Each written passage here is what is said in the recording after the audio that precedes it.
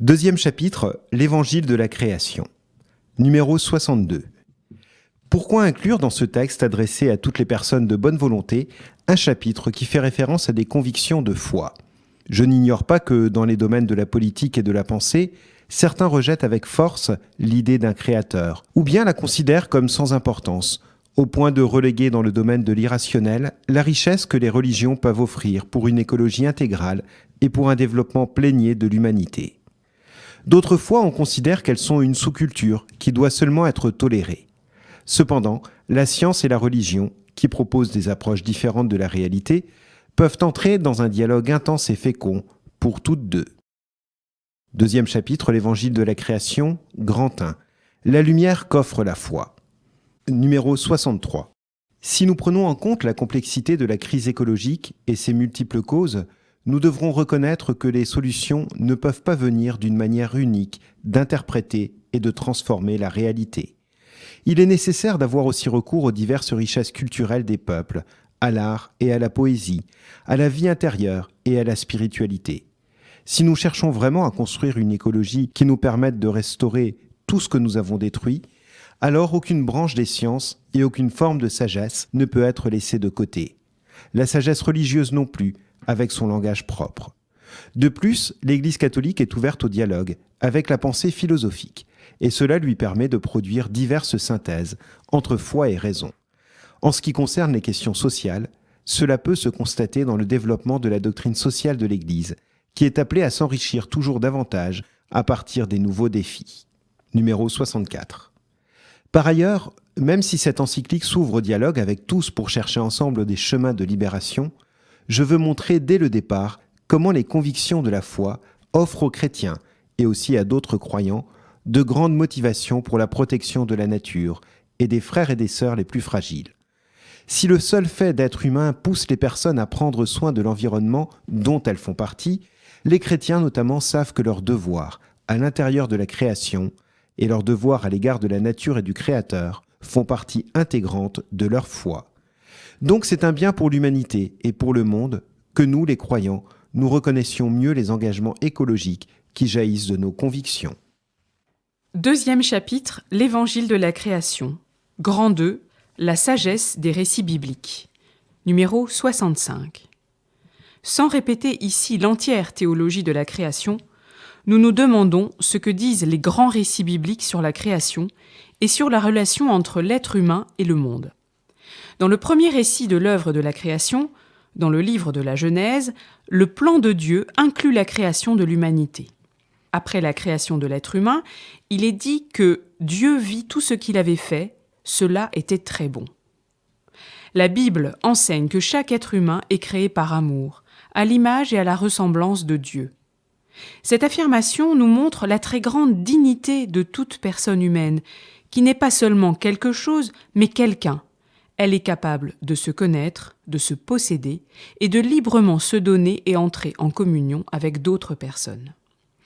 Saint Jean-Paul II a rappelé que l'amour très particulier que le Créateur a pour chaque être humain lui confère une dignité infinie. Ceux qui s'engagent dans la défense de la dignité des personnes peuvent trouver dans la foi chrétienne les arguments les plus profonds pour cet engagement. Quelle merveilleuse certitude de savoir que la vie de toute personne ne se perd pas dans un chaos désespérant, dans un monde gouverné par le pur hasard ou par des cycles qui se répètent de manière absurde. Le Créateur peut dire à chacun de nous « Avant même de te former au ventre maternel, je t'ai connu ». Nous avons été conçus dans le cœur de Dieu, et donc, chacun de nous est le fruit d'une pensée de Dieu. Chacun de nous est voulu, chacun est aimé, chacun est nécessaire. Numéro 66. Les récits de la création dans le livre de la Genèse contiennent, dans leur langage symbolique et narratif, de profonds enseignements sur l'existence humaine et sur sa réalité historique. Ces récits suggèrent que l'existence humaine repose sur 3 relations fondamentales intimement liées. La relation avec Dieu, avec le prochain et avec la terre. Selon la Bible, les 3 relations vitales ont été rompues, non seulement à l'extérieur, mais aussi à l'intérieur de nous. Cette rupture est le péché. L'harmonie entre le Créateur, l'humanité et l'ensemble de la création a été détruite par le fait d'avoir prétendu prendre la place de Dieu en refusant de nous reconnaître comme des créatures limitées. Ce fait a dénaturé aussi la mission de soumettre la terre, de la cultiver et la garder. Comme résultat, la relation harmonieuse à l'origine entre l'être humain et la nature est devenue conflictuelle. Pour cette raison, il est significatif que l'harmonie que vivait saint François d'Assise avec toutes les créatures ait été interprétée comme une guérison de cette rupture. Saint Bonaventure disait que, par la réconciliation universelle avec toutes les créatures, d'une certaine manière, François retournait à l'état d'innocence. Loin de ce modèle, le péché aujourd'hui se manifeste avec toute sa force de destruction, dans les guerres, sous diverses formes de violence et de maltraitance, dans l'abandon des plus fragiles, dans les agressions contre la nature. Numéro 67. Nous ne sommes pas Dieu. La terre nous précède et nous a été donnée. Cela permet de répondre à une accusation lancée contre la pensée judéo-chrétienne.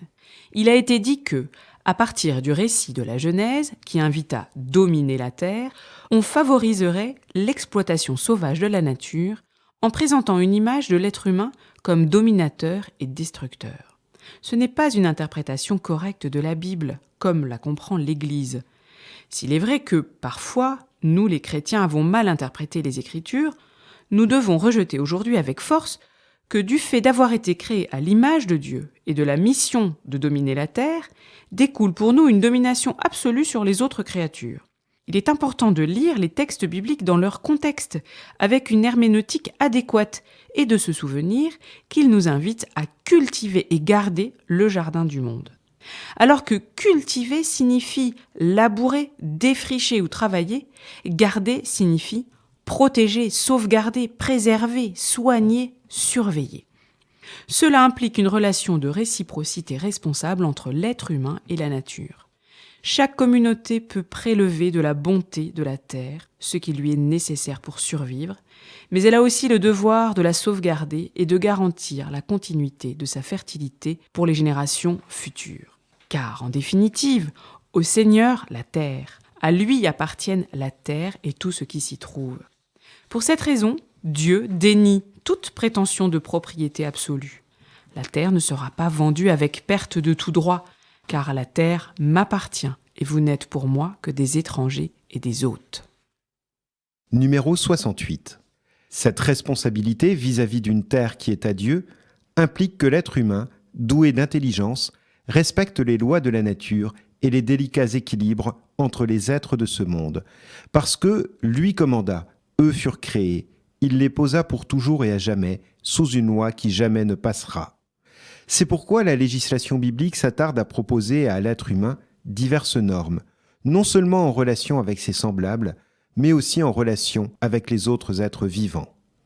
Si tu vois tomber en chemin l'âne ou le bœuf de ton frère, tu ne te déroberas pas. Si tu rencontres en chemin un nid avec des oisillons ou des œufs sur un arbre ou par terre, et que la mère soit posée sur les oisillons ou les œufs, tu ne prendras pas la mère sur les petits. Dans cette perspective, le repos du 7e jour n'est pas proposé seulement à l'être humain, mais aussi afin que se reposent ton âne et ton bœuf. Nous nous apercevons ainsi que la Bible ne donne pas lieu à un anthropocentrisme despotique qui se désintéresserait des autres créatures. Numéro 69.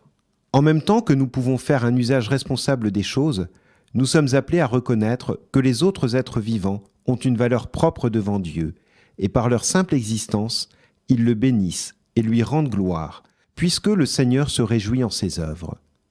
Précisément, en raison de sa dignité unique et par le fait d'être doué d'intelligence, l'être humain est appelé à respecter la création avec ses lois internes, car le Seigneur, par la sagesse, a fondé la terre. Aujourd'hui, l'Église ne dit pas seulement que les autres créatures sont complètement subordonnées au bien de l'homme, comme si elles n'avaient aucune valeur en elles-mêmes, et que nous pouvions en disposer à volonté. Pour cette raison, les évêques d'Allemagne ont enseigné au sujet des autres créatures qu'on pourrait parler de la priorité de l'être sur le fait d'être utile.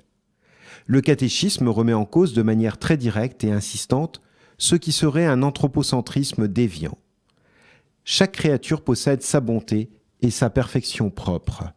Les différentes créatures voulues, en leur être propre, reflètent chacune à sa façon un rayon de la sagesse et de la bonté infinie de Dieu. C'est pour cela que l'homme doit respecter la bonté propre de chaque créature, pour éviter un usage désordonné des choses. Numéro 70. Dans le récit concernant Caïn et Abel, nous voyons que la jalousie a conduit Caïn à commettre l'injustice extrême contre son frère, ce qui a provoqué à son tour une rupture de la relation entre Caïn et Dieu, entre Caïn et la terre dont il a été exilé. Ce passage est résumé dans la conversation dramatique entre Dieu et Caïn. Dieu demande « Où est ton frère Abel ?» Caïn répond qu'il ne sait pas, et Dieu insiste « Qu'as-tu fait ? Écoute le sang de ton frère crier vers moi du sol. Maintenant, sois maudit et chassé du sol fertile. » La négligence dans la charge de cultiver et de garder une relation adéquate avec le voisin, envers lequel j'ai le devoir d'attention et de protection, détruit ma relation intérieure avec moi-même, avec les autres, avec Dieu et avec la terre. Quand toutes ces relations sont négligées et quand la justice n'habite plus la terre, la Bible nous dit que toute la vie est en danger. C'est ce que nous enseigne le récit sur Noé, quand Dieu menace d'exterminer l'humanité en raison de son incapacité constante à vivre à la hauteur des exigences de justice et de paix. La fin de toute chair est arrivée, je l'ai décidé, car la terre est pleine de violence à cause des hommes. Dans ces récits si anciens, empreints de profond symbolisme, une conviction actuelle était déjà présente. Tout est lié, et la protection authentique de notre propre vie, comme de nos relations avec la nature, est inséparable de la fraternité, de la justice, ainsi que de la fidélité aux autres. Numéro 71. Même si la méchanceté de l'homme était grande sur la terre, et que Dieu se repentit d'avoir fait l'homme sur la terre, il a cependant décidé d'ouvrir un chemin de salut à travers Noé, qui était resté intègre et juste. Ainsi, il a donné à l'humanité la possibilité d'un nouveau commencement. Il suffit d'un être humain bon pour qu'il y ait de l'espérance. La tradition biblique établit clairement que cette réhabilitation implique la redécouverte et le respect des rythmes inscrits dans la nature par la main du Créateur. Cela se voit par exemple dans la loi sur le sabbat. Le 7e jour, Dieu se reposa de toutes ses œuvres. Il ordonna à Israël que chaque 7e jour soit un jour de repos, un sabbat.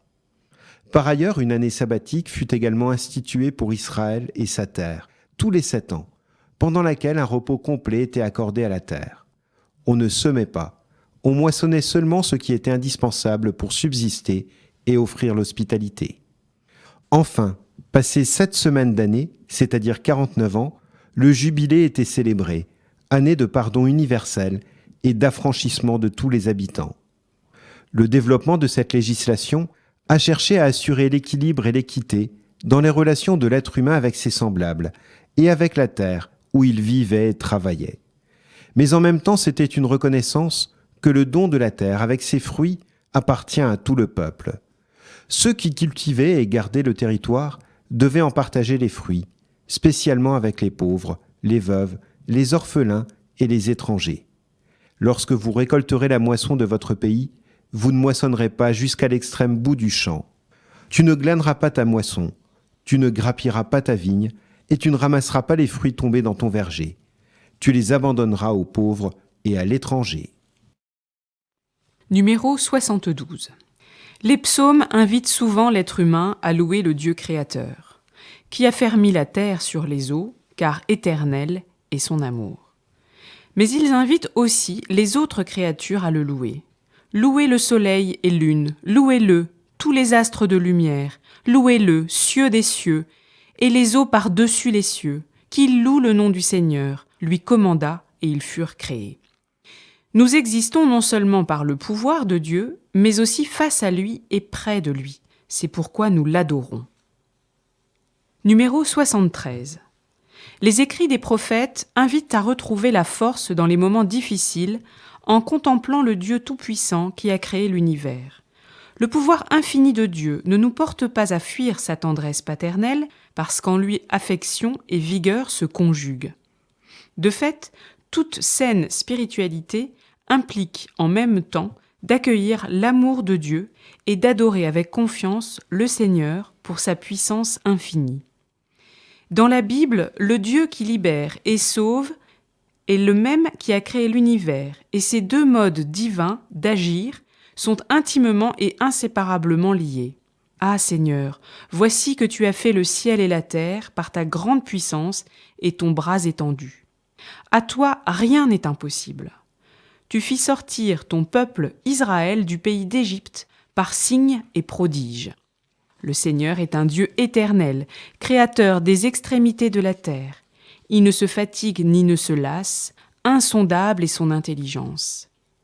Il donne la force à celui qui est fatigué, à celui qui est sans vigueur, il prodigue le réconfort. Numéro 74. L'expérience de la captivité à Babylone a engendré une crise spirituelle qui a favorisé un approfondissement de la foi en Dieu, explicitant sa toute-puissance créatrice pour exhorter le peuple à retrouver l'espérance dans sa situation malheureuse. Des siècles plus tard, en un autre moment d'épreuve et de persécution, quand l'Empire romain cherchait à imposer une domination absolue, les fidèles retrouvaient consolation et espérance en grandissant dans la confiance au Dieu Tout-Puissant, et ils chantaient « Grandes et merveilleuses sont tes œuvres, Seigneur, Dieu maître de tout. Justes et droites sont tes voies, ô Roi des nations. » S'il a pu créer l'univers à partir de rien, il peut aussi intervenir dans ce monde et vaincre toute forme de mal. Par conséquent, l'injustice n'est pas invincible. Numéro 75. Nous ne pouvons pas avoir une spiritualité qui oublie le Dieu tout-puissant et créateur. Autrement, nous finirions par adorer d'autres pouvoirs du monde, ou bien nous prendrions la place du Seigneur au point de prétendre piétiner la réalité créée par lui sans connaître de limites. La meilleure manière de mettre l'être humain à sa place et de mettre fin à ses prétentions d'être un dominateur absolu de la terre, c'est de proposer la figure d'un Père créateur et unique maître du monde, parce qu'autrement l'être humain aura toujours tendance à vouloir imposer à la réalité ses propres lois et intérêts. Deuxième chapitre, l'Évangile de la création. Grand 3, le mystère de l'univers. Numéro 76. Pour la tradition judéo-chrétienne, dire création, c'est signifier plus que nature, parce qu'il y a un rapport avec le projet de l'amour de Dieu, dans lequel chaque créature a une valeur et une signification. La nature s'entend d'habitude comme un système qui s'analyse, se comprend et se gère, mais la création peut seulement être comprise comme un don, qui surgit de la main ouverte du Père de tous, comme une réalité illuminée par l'amour, qui nous appelle à une communion universelle. Numéro 77. Par la parole du Seigneur, les cieux ont été faits. Il nous est ainsi indiqué que le monde est issu d'une décision, non du chaos ou du hasard, ce qui le rehausse encore plus. Dans la parole créatrice, il y a un choix libre à exprimer. L'univers n'a pas surgi comme le résultat d'une toute-puissance arbitraire, d'une démonstration de force, ni d'un désir d'auto-affirmation. La création est de l'ordre de l'amour. L'amour de Dieu est la raison fondamentale de toute création. Tu aimes en effet tout ce qui existe, tu n'as de dégoût pour rien de ce que tu as fait, car si tu avais haï quelque chose, tu ne l'aurais pas formé. Par conséquent, chaque créature est l'objet de la tendresse du Père, qui lui donne une place dans le monde. Même la vie éphémère de l'être le plus insignifiant est l'objet de son amour. Et en ces peu de secondes de son existence, il l'entoure de son affection. Saint Basile le Grand disait que le Créateur est aussi la bonté sans mesure, et Dante Alighieri parlait de l'amour qui meut le soleil et les étoiles. Voilà pourquoi, à partir des œuvres créées, on s'élève vers sa miséricorde pleine d'amour. Numéro 78. En même temps, la pensée judéo-chrétienne a démystifié la nature. Sans cesser de l'admirer pour sa splendeur et son immensité, elle ne lui a plus attribué de caractère divin. De cette manière, notre engagement envers elle est davantage mis en exergue. Un retour à la nature ne peut se faire au prix de la liberté et de la responsabilité de l'être humain qui fait partie du monde, avec le devoir de cultiver ses propres capacités pour le protéger et en développer les potentialités. Si nous reconnaissons la valeur et la fragilité de la nature, et en même temps les capacités que le Créateur nous a octroyées, cela nous permet d'en finir aujourd'hui avec le mythe moderne du progrès matériel sans limite. Un monde fragile avec un être humain à qui Dieu en confie le soin interpelle notre intelligence pour reconnaître comment nous devrions orienter, cultiver et limiter notre pouvoir. Numéro 79. Dans cet univers constitué de systèmes ouverts qui entrent en communication les uns avec les autres, nous pouvons découvrir d'innombrables formes de relations et de participation. Cela conduit à penser également à l'ensemble, comme étant ouvert à la transcendance de Dieu, dans laquelle il se développe. La foi nous permet d'interpréter le sens et la beauté mystérieuse de ce qui arrive. La liberté humaine peut offrir son apport intelligent à une évolution positive, mais elle peut aussi être à l'origine de nouveaux maux, de nouvelles causes de souffrance et de vrais reculs. Cela donne lieu à la passionnante et dramatique histoire humaine, capable de se convertir en un déploiement de libération, de croissance, de salut et d'amour, ou en un chemin de décadence et de destruction mutuelle. Voilà pourquoi l'action de l'Église ne tente pas seulement de rappeler le devoir de prendre soin de la nature, mais en même temps, elle doit aussi surtout protéger l'homme de sa propre destruction. Numéro 80. Cependant, Dieu, qui veut agir avec nous et compte sur notre coopération, est aussi capable de tirer quelque chose de bon du mal que nous commettons, parce que l'Esprit Saint possède une imagination infinie, propre à l'Esprit divin qui sait prévoir et résoudre les problèmes des affaires humaines, même les plus complexes et les plus impénétrables. Il a voulu se limiter lui-même de quelque manière en créant un monde qui a besoin de développement, où beaucoup de choses que nous considérons mauvaises, dangereuses ou sources de souffrance font en réalité partie des douleurs de l'enfantement qui nous stimulent à collaborer avec le Créateur. Il est présent au plus intime de toutes choses, sans conditionner l'autonomie de sa créature, et cela aussi donne lieu à l'autonomie légitime des réalités terrestres. Cette présence divine, qui assure la permanence et le développement de tout être, est la continuation de l'action créatrice.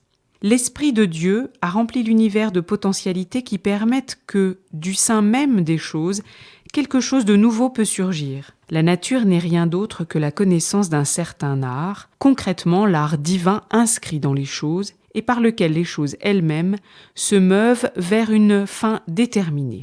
Comme si l'artisan constructeur de navires pouvait accorder au bois de pouvoir se modifier de lui-même pour prendre la forme de navire. Numéro 81.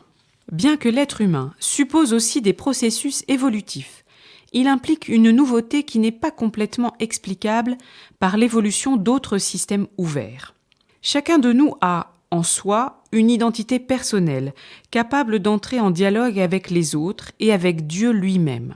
La capacité de réflexion, l'argumentation, la créativité, l'interprétation, l'élaboration artistique et d'autres capacités inédites montrent une singularité qui transcende le domaine physique et biologique.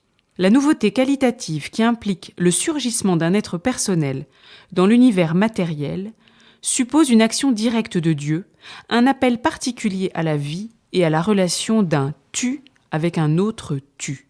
À partir des récits bibliques, nous considérons l'être humain comme un sujet qui ne peut jamais être réduit à la catégorie d'objet. Numéro 82. Mais il serait aussi erroné de penser que les autres êtres vivants doivent être considérés comme de purs objets soumis à la domination humaine arbitraire. Quand on propose une vision de la nature uniquement comme objet de profit et d'intérêt, cela a aussi de sérieuses conséquences sur la société. La vision qui consolide l'arbitraire du plus fort a favorisé d'immenses inégalités, injustices et violences pour la plus grande partie de l'humanité, parce que les ressources finissent par appartenir au premier qui arrive ou qui a plus de pouvoir. Le gagnant emporte tout. L'idéal d'harmonie, de justice, de fraternité et de paix que propose Jésus est aux antipodes d'un pareil modèle, et il l'exprimait ainsi avec respect au pouvoir de son époque. Les chefs des nations dominent sur elles en maîtres, et les grands leur font sentir leur pouvoir. Il n'en doit pas être ainsi parmi vous. Au contraire, celui qui voudra devenir grand parmi vous sera votre serviteur. Numéro 83. L'aboutissement de la marche de l'univers se trouve dans la plénitude de Dieu, qui a été atteinte par le Christ ressuscité, axe de la maturation universelle. Nous ajoutons ainsi un argument de plus pour rejeter toute domination despotique et irresponsable de l'être humain sur les autres créatures. La fin ultime des autres créatures, ce n'est pas nous. Mais elles avancent toutes, avec nous et par nous, jusqu'au terme commun qui est Dieu, dans une plénitude transcendante où le Christ ressuscité embrasse et illumine tout. Car l'être humain, doué d'intelligence et d'amour, attiré par la plénitude du Christ, est appelé à reconduire toutes les créatures à leur Créateur. Deuxième chapitre, l'Évangile de la création. Grand 4, le message de chaque créature dans l'harmonie de toute la création. Numéro 84. Quand nous insistons pour dire que l'être humain est image de Dieu, cela ne doit pas nous porter à oublier que chaque créature a une fonction et qu'aucune n'est superflue. Tout l'univers matériel est un langage d'amour de Dieu, de sa tendresse démesurée envers nous. Le sol, l'eau, les montagnes, tout est caresse de Dieu. L'histoire de l'amitié de chacun avec Dieu se déroule toujours dans un espace géographique qui se transforme en un signe éminemment personnel, et chacun de nous a en mémoire des lieux dont le souvenir lui fait beaucoup de bien. Celui qui a grandi dans les montagnes, ou qui enfant s'asseyait pour boire l'eau au ruisseau, ou qui jouait sur une place de son quartier, quand il retourne sur ces lieux, se sent appelé à retrouver sa propre identité. Numéro 85. Dieu a écrit un beau livre, dont les lettres sont représentées par la multitude des créatures présentes dans l'univers. Les évêques du Canada ont souligné à juste titre qu'aucune créature ne reste en dehors de cette manifestation de Dieu. Des vues panoramiques les plus larges à la forme de vie la plus infime, la nature est une source constante d'émerveillement et de crainte. Elle est, en outre, une révélation continue du divin. Les évêques du Japon, pour leur part, ont rappelé une chose très suggestive. Entendre chaque créature chanter l'hymne de son existence, c'est vivre joyeusement dans l'amour de Dieu et dans l'espérance. Cette contemplation de la création nous permet de découvrir à travers chaque chose un enseignement que Dieu veut nous transmettre. Parce que, pour le croyant, contempler la création, c'est aussi écouter un message, entendre une voix paradoxale et silencieuse. Nous pouvons affirmer qu'à côté de la révélation proprement dite, qui est contenue dans les Saintes Écritures, il y a donc une manifestation divine dans le soleil, qui resplendit comme dans la nuit qui tombe. En faisant attention à cette manifestation, l'être humain apprend à se reconnaître lui-même dans la relation avec les autres créatures. Je m'exprime en exprimant le monde. J'explore ma propre sacralité en déchiffrant celle du monde. Numéro 86. L'ensemble de l'univers, avec ses relations multiples, révèle mieux l'inépuisable richesse de Dieu. Saint Thomas d'Aquin faisait remarquer avec sagesse que la multiplicité et la variété proviennent de l'intention du premier agent, qui a voulu que ce qui manque à chaque chose pour représenter la bonté divine soit suppléé par les autres, parce qu'une seule créature ne saurait suffire à représenter comme il convient sa bonté. C'est pourquoi nous avons besoin de saisir la variété des choses dans leurs relations multiples. Par conséquent, on comprend mieux l'importance et le sens de n'importe quelle créature si on la contemple dans l'ensemble du projet de Dieu. Le catéchisme l'enseigne ainsi. L'interdépendance des créatures est voulue par Dieu. Le soleil et la lune, le cèdre et la petite fleur, l'aigle et le moineau, le spectacle de leurs innombrables diversités et inégalités signifie qu'aucune des créatures ne se suffit à elle-même. Elles n'existent qu'en dépendance les unes des autres, pour se compléter mutuellement au service les unes des autres. Numéro 87. Quand nous prenons conscience du reflet de Dieu qui se trouve dans tout ce qui existe, le cœur expérimente le désir d'adorer le Seigneur pour toutes ses créatures, et avec elles, comme cela est exprimé dans la belle hymne de saint François d'Assise. Loué sois-tu, mon Seigneur, avec toutes tes créatures, spécialement Messire Frère Soleil, qui est le jour, et par lui tu nous illumines. Et il est beau et rayonnant avec grande splendeur. De toi, très haut, il porte le signe. Loué sois-tu, mon Seigneur, pour sœur lune et les étoiles. Dans le ciel tu les as formées, claires, précieuses et belles. Loué sois-tu, mon Seigneur, pour frère vent, et pour l'air et le nuage et le ciel serein, et tous les temps, par lesquels à tes créatures tu donnes soutien. Loué sois-tu, mon Seigneur, pour sœur eau, qui est très utile et humble, et précieuse et chaste. Loué sois-tu, mon Seigneur, pour frère feu, par lequel tu illumines la nuit, et il est beau et joyeux, et robuste et fort. Numéro 88. Les évêques du Brésil ont souligné que toute la nature, en plus de manifester Dieu, est un lieu de sa présence. En toute créature habite son esprit vivifiant qui nous appelle à une relation avec lui. La découverte de cette présence stimule en nous le développement des vertus écologiques. Mais en disant cela, n'oublions pas qu'il y a aussi une distance infinie entre la nature et le Créateur, et que les choses de ce monde ne possèdent pas la plénitude de Dieu. Autrement, nous ne ferions pas de bien aux créatures, parce que nous ne reconnaîtrions pas leur vraie et propre place, et nous finirions par exiger d'elles indûment ce que, en leur petitesse, elles ne peuvent pas nous donner. Deuxième chapitre, l'Évangile de la création. Grand 5, une communion universelle. Numéro 89. Les créatures de ce monde ne peuvent pas être considérées comme un bien sans propriétaire. Tout est à toi, maître, ami de la vie. D'où la conviction que, créés par le même Père, nous et tous les êtres de l'univers sommes unis par des liens invisibles et formons une sorte de famille universelle, une communion sublime qui nous pousse à un respect sacré, tendre et humble. Je veux rappeler que Dieu nous a unis si étroitement au monde qui nous entoure que la désertification du sol est comme une maladie pour chacun et nous pouvons nous lamenter sur l'extinction d'une espèce comme si elle était une mutilation. Numéro 90. Cela ne signifie pas que tous les êtres vivants sont égaux ni ne retirent à l'être humain sa valeur particulière, qui entraîne en même temps une terrible responsabilité. Cela ne suppose pas non plus une divinisation de la Terre qui nous priverait de l'appel à collaborer avec elle et à protéger sa fragilité. Ces conceptions finiraient par créer de nouveaux déséquilibres pour échapper à la réalité qui nous interpelle. Parfois, on observe une obsession pour nier toute prééminence à la personne humaine, et il se mène une lutte en faveur d'autres espèces que nous n'engageons pas pour défendre l'égale dignité entre les êtres humains. Il est vrai que nous devons nous préoccuper que d'autres êtres vivants ne soient pas traités de manière irresponsable.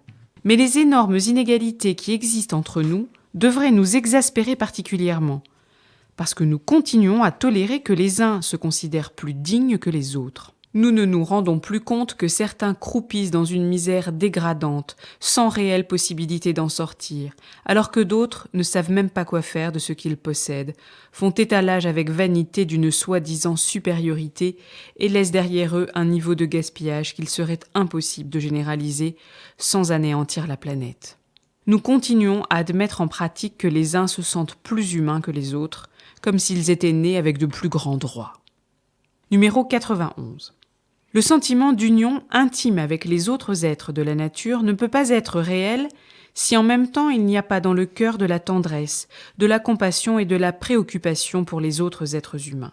L'incohérence est évidente de la part de celui qui lutte contre le trafic d'animaux en voie d'extinction, mais qui reste complètement indifférent face à la traite des personnes, se désintéresse des pauvres ou s'emploie à détruire un autre être humain qui lui déplaît. Ceci met en péril le sens de la lutte pour l'environnement. Ce n'est pas un hasard si dans l'hymne à la création, où saint François loue Dieu pour ses créatures, il ajoute ceci. « Loué sois-tu, mon Seigneur, pour ceux qui pardonnent par amour pour toi. » Tout est lié. Il faut donc une préoccupation pour l'environnement unie à un amour sincère envers les êtres humains et à un engagement constant pour les problèmes de la société. Numéro 92. D'autre part, quand le cœur est authentiquement ouvert à une communion universelle, rien ni personne n'est exclu de cette fraternité. Par conséquent, il est vrai aussi que l'indifférence ou la cruauté envers les autres créatures de ce monde finissent toujours par s'étendre, d'une manière ou d'une autre, au traitement que nous réservons aux autres êtres humains. Le cœur est unique, et la même misère qui nous porte à maltraiter un animal ne tarde pas à se manifester dans la relation avec les autres personnes. Toute cruauté sur une quelconque créature est contraire à la dignité humaine. Nous ne pouvons pas considérer que nous aimons beaucoup si nous excluons de nos intérêts une partie de la réalité. Paix, justice et sauvegarde de la création sont 3 thèmes absolument liés qui ne pourront pas être mis à part pour être traités séparément sous peine de tomber de nouveau dans le réductionnisme. Tout est lié, et comme êtres humains, nous sommes tous unis comme des frères et des sœurs dans un merveilleux pèlerinage entrelacé par l'amour que Dieu porte à chacune de ses créatures, qui nous unit aussi avec une tendre affection à Frère Soleil, à Sœur Lune, à Sœur Rivière et à Mère Terre. Deuxième chapitre, l'Évangile de la création. Grand 6, la destination commune des biens. Numéro 93. Aujourd'hui, croyants et non-croyants, nous sommes d'accord sur le fait que la terre est essentiellement un héritage commun dont les fruits doivent bénéficier à tous. Pour les croyants, cela devient une question de fidélité au Créateur, puisque Dieu a créé le monde pour tous. Par conséquent, toute approche écologique doit incorporer une perspective sociale qui prenne en compte les droits fondamentaux des plus défavorisés. Le principe de subordination de la propriété privée à la destination universelle des biens, et par conséquent le droit universel à leur usage, est une règle d'or du comportement social, et le premier principe de tout l'ordre éthico-social. La tradition chrétienne n'a jamais reconnu comme absolu ou intouchable le droit à la propriété privée, et elle a souligné la fonction sociale de toute forme de propriété privée. Saint Jean-Paul II a rappelé avec beaucoup de force cette doctrine, en affirmant que Dieu a donné la terre à tout le genre humain, pour qu'elle fasse vivre tous ses membres, sans exclure ni privilégier personne. Ce sont des paroles denses et fortes. Il a souligné qu'un type de développement qui ne respecterait pas et n'encouragerait pas les droits humains, personnels et sociaux, économiques et politiques, y compris les droits des nations et des peuples, ne serait pas non plus digne de l'homme. Avec une grande clarté, il a expliqué que l'Église défend certes le droit à la propriété privée, mais elle enseigne avec non moins de clarté que sur toute propriété pèse toujours une hypothèque sociale, pour que les biens servent à la destination générale que Dieu leur a donnée. Par conséquent, il a rappelé qu'il n'est pas permis, parce que cela n'est pas conforme au dessein de Dieu, de gérer ce don d'une manière telle que tous ces bienfaits profitent seulement à quelques-uns. Cela remet sérieusement en cause les habitudes injustes d'une partie de l'humanité. Numéro 94. Le riche et le pauvre ont une égale dignité, parce que le Seigneur les a faits tous les deux, petits et grands, c'est lui qui les a faits, et il fait lever son soleil sur les méchants et sur les bons. Cela a des conséquences pratiques, comme celles qu'ont énoncées les évêques du Paraguay. Tout paysan a le droit naturel de posséder un lot de terre raisonnable, où il puisse établir sa demeure, travailler pour la subsistance de sa famille et avoir la sécurité de l'existence. Ce droit doit être garanti pour que son exercice ne soit pas illusoire mais réel. Cela signifie que, en plus du titre de propriété, le paysan doit compter sur les moyens d'éducation technique, sur des crédits, des assurances et la commercialisation. Numéro 95. L'environnement est un bien collectif, patrimoine de toute l'humanité, sous la responsabilité de tous. Celui qui s'approprie quelque chose, c'est seulement pour l'administrer pour le bien de tous. Si nous ne le faisons pas, nous chargeons notre conscience du poids de nier l'existence des autres. Pour cette raison, les évêques de Nouvelle-Zélande se sont demandé ce que le commandement « Tu ne tueras pas » signifie quand 20% de la population mondiale consomme les ressources de telle manière qu'ils volent aux nations pauvres et aux futures générations ce dont elles ont besoin pour survivre. Deuxième chapitre, l'Évangile de la création, Grand 7, le regard de Jésus. Numéro 96. Jésus reprend la foi biblique au Dieu créateur et met en relief un fait fondamental. Dieu est Père. Dans les dialogues avec ses disciples, Jésus les invitait à reconnaître la relation paternelle que Dieu a avec toutes ses créatures et leur rappelait, avec une émouvante tendresse, comment chacune d'elles est importante aux yeux de celui-ci. Ne vend-on pas 5 passereaux pour 2 as, et pas un d'entre eux n'est en oubli devant Dieu. Regardez les oiseaux du ciel. Ils ne sèment, ni ne moissonnent, ni ne recueillent en des greniers, et votre Père céleste les nourrit. Numéro 97. Le Seigneur pouvait inviter les autres à être attentifs à la beauté qu'il y a dans le monde, parce qu'il était lui-même en contact permanent avec la nature et y prêtait une attention pleine d'affection et de stupéfaction. Quand il parcourait chaque coin de sa terre, il s'arrêtait pour contempler la beauté semée par son Père, et il invitait ses disciples à reconnaître dans les choses un message divin. « Levez les yeux et regardez les champs, ils sont blancs pour la moisson. Le royaume des cieux est semblable à un grain de sénévé qu'un homme a pris et semé dans son champ. C'est bien la plus petite de toutes les graines, mais quand il a poussé, c'est la plus grande des plantes potagères, qui devient même un arbre. » Numéro 98. Jésus vivait en pleine harmonie avec la création, et les autres s'en émerveillaient. Quel est donc celui-ci pour que même la mer et les vents lui obéissent. Il n'apparaissait pas comme un ascète séparé du monde ou un ennemi des choses agréables de la vie. Il disait, se référant à lui-même, « Vient le Fils de l'homme, mangeant et buvant, et l'on dit, voilà un glouton et un ivrogne. » Il était loin des philosophies qui dépréciaient le corps, la matière et les choses de ce monde. Cependant, ces dualismes malsains en sont arrivés à avoir une influence importante chez certains penseurs chrétiens au long de l'histoire et ont défiguré l'Évangile. Jésus travaillait de ses mains, au contact direct quotidien avec la matière créée par Dieu, pour lui donner forme avec son habileté d'artisan. Il est frappant que la plus grande partie de sa vie ait été consacrée à cette tâche, dans une existence simple qui ne suscitait aucune admiration. N'est-il pas le charpentier, le fils de Marie ? Il a sanctifié de cette manière le travail et lui a conféré une valeur particulière pour notre maturation. Saint Jean-Paul II enseignait qu'en supportant la peine du travail en union avec le Christ crucifié pour nous, l'homme collabore en quelque manière avec le Fils de Dieu à la rédemption. Numéro 99. Pour la compréhension chrétienne de la réalité, le destin de toute la création passe par le mystère du Christ, qui est présent depuis l'origine de toutes choses. Tout est créé par lui et pour lui.